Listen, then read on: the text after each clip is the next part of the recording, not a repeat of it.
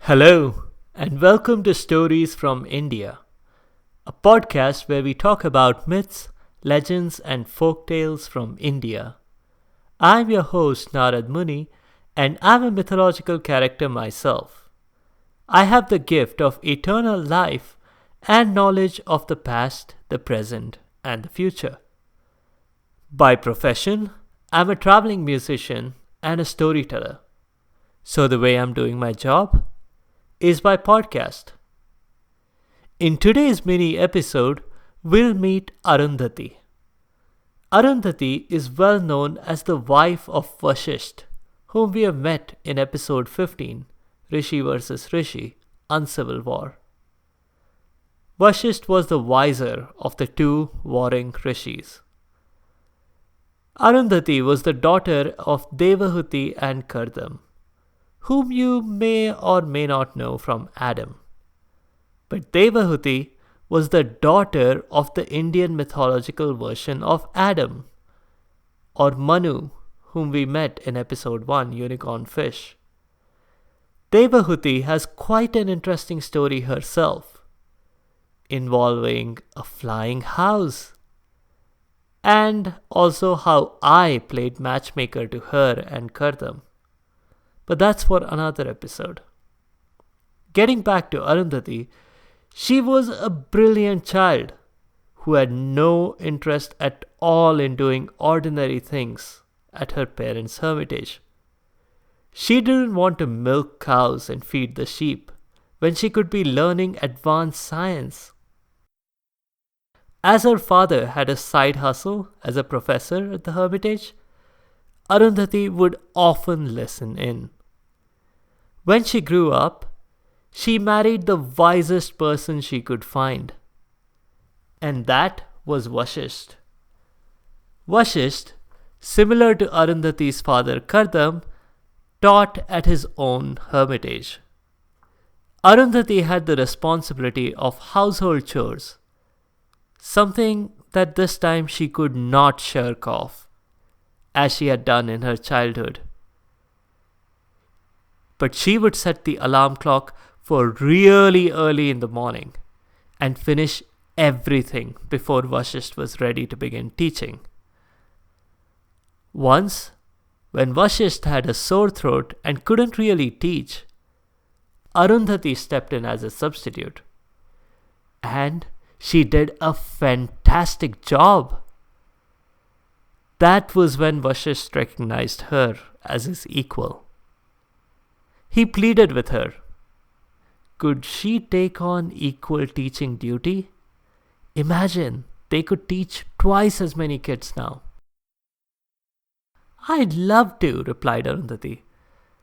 Does that mean you're going to help with the household chores now? But Vashisht ignored her. Still, Brahma, the creator of the universe, who also happens to be my dad, gave them a gift that would help them with their household chores. And no, it wasn't a Roomba. Instead, this was way better. It was Nandini, a calf of the magic cow Kamadhenu. And yes, wish fulfillment ran in that family. While Nandini's presence did a lot in terms of making Arundhati and Vashisht comfortable, it ultimately led to misfortune and the loss of their 100 sons.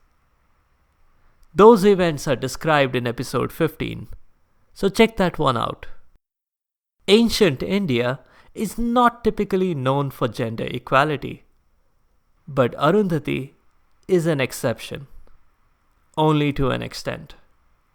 Though Vashisht considered Arundhati his equal, ultimately, Vashisht was inducted into the Rishi Hall of Fame, and not Arundhati.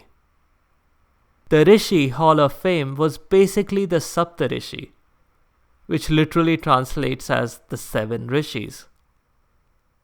Imagine the reaction if, when inducting the Beatles into the Rock and Roll Hall of Fame, they'd left John Lennon out.